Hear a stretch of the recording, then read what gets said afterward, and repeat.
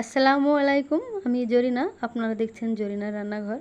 আর আমার এই ছোট্ট চ্যানেলে সবাইকে অনেক অনেক স্বাগত। তো আজকে একটি দারুণ স্বাদের রেসিপি নিয়ে আপনাদের মাঝে হাজির হয়েছি। তো রেসিপিটি ভালো লাগলে অবশ্যই একটা লাইক দিয়ে ভিডিওটি দেখা শুরু করবেন। আর চ্যানেলে নতুন বন্ধু হয়ে থাকলে প্রথমেই চ্যানেলটিকে সাবস্ক্রাইব করে বন্ধু হয়ে আমার পাশে থাকবেন। আর আত্মীয় স্বজন, বন্ধু বান্ধব, কাছের মানুষদের এই ভিডিওটি শেয়ার করে একটু দেখার সুযোগ করে দেবেন। তো ভিডিওটি শুরু থেকে শেষ পর্যন্ত দেখতে হলে আমার সঙ্গে থাকুন। তো চলুন,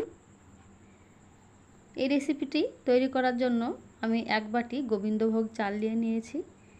এইরকম সাইজের বাটি, মাঝারি সাইজের। আরও এক বাটি গোবিন্দভোগ চাল নিয়ে নিলাম।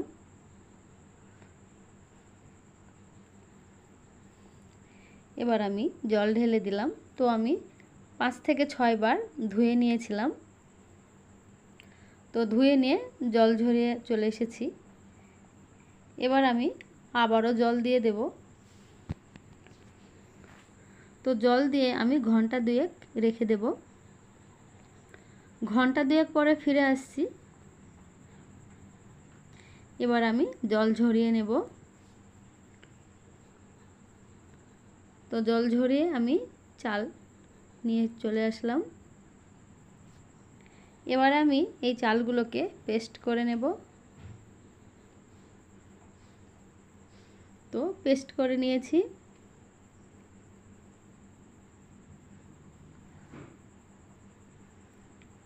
এইভাবে আমি পেস্ট করে নিয়েছি। এখন আমি বাটিতে ঢেলে নেব।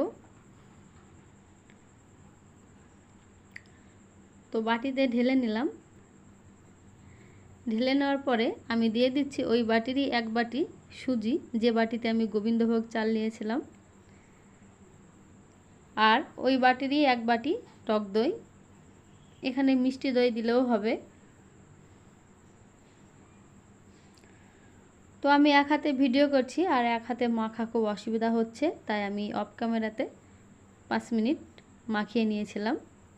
এবারে আমি 5 মিনিট পর দিয়ে দিচ্ছি পরিমাণ মতো লবণ, আর দিয়ে দিচ্ছি চিনি। তো আমি 2 চামচ চিনি দেব।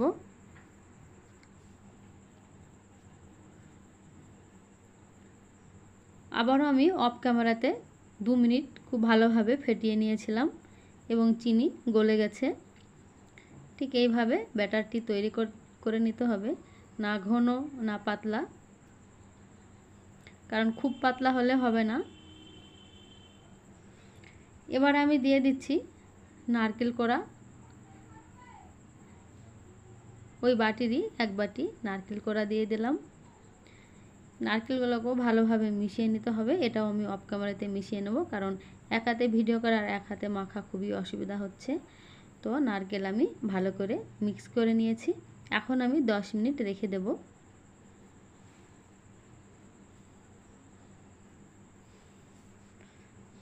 10 মিনিট পর ফিরে আসলাম।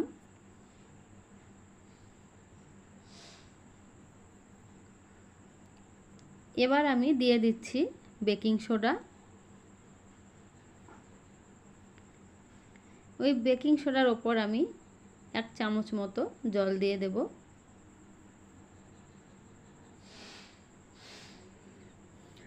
তারপর আমি 2 মিনিট খুব ভালোভাবে মিশিয়ে নিয়েছিলাম এবং আরও 2 মিনিট খুব ভালো করে ফেটিয়ে নিয়েছিলাম।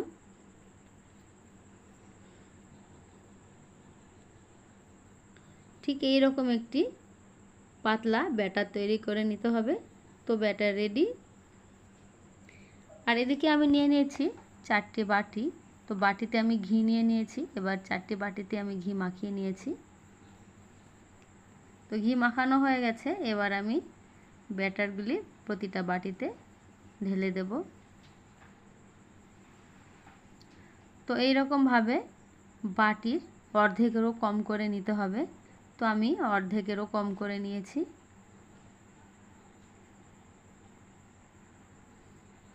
তো সব বাটিতেই আমি নিয়ে নিয়েছি।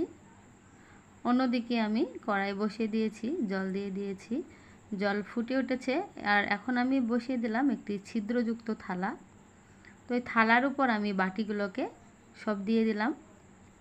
এবারে আমি ঢাকনা দিয়ে 5 থেকে 6 মিনিট রেখে দেব। 6 মিনিট পরে ফিরে আসলাম। রেসিপি তো হয়ে গেছে, দেখেই বোঝা যাচ্ছে।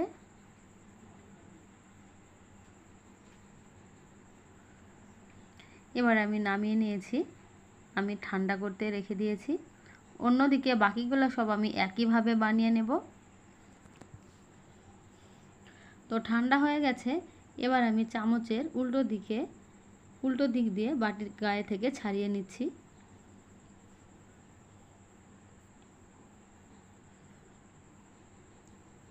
এরকম দেখতে হয়েছে, দেখতে কিন্তু ভীষণ ভালো লাগছে। দেখতে যেমন ভালো লাগছে, খেতেও কিন্তু ভীষণ ভালো হয়েছিল। এবার আমি সবগুলো এই একইভাবে বাটি থেকে ছাড়িয়ে নিলাম। ছাড়িয়ে একটি প্লেটে আমি রেখে দিয়েছি। এখন আমি দেখে দিচ্ছি কেমন হয়েছে।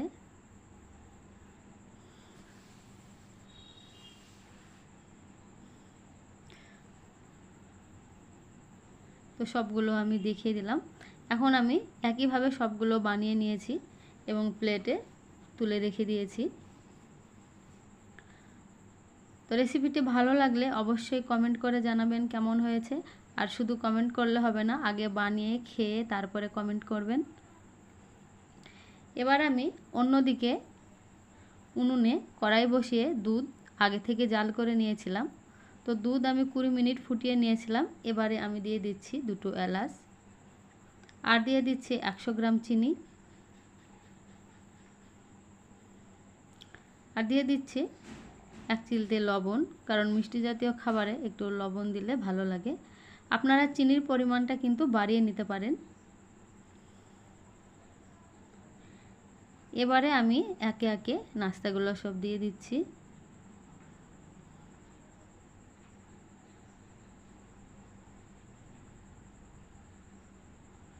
সবগুলো দিয়ে দিচ্ছি। আমি কিন্তু বেশিক্ষণ ফোটাবো না, একবার ফুটিয়ে নিয়েই আমি আগুন অফ করে দিয়েছি। এখন আমি নামিয়ে নিয়েছি, একটা প্লেটে তুলে আমি খেয়ে দেখব কেমন হয়েছে। তো এতক্ষণ আপনারা দেখছিলেন জরিনার রান্নাঘর। আজকের মতো ভিডিওটি এখানে শেষ করলাম। আল্লাহ হাফেজ।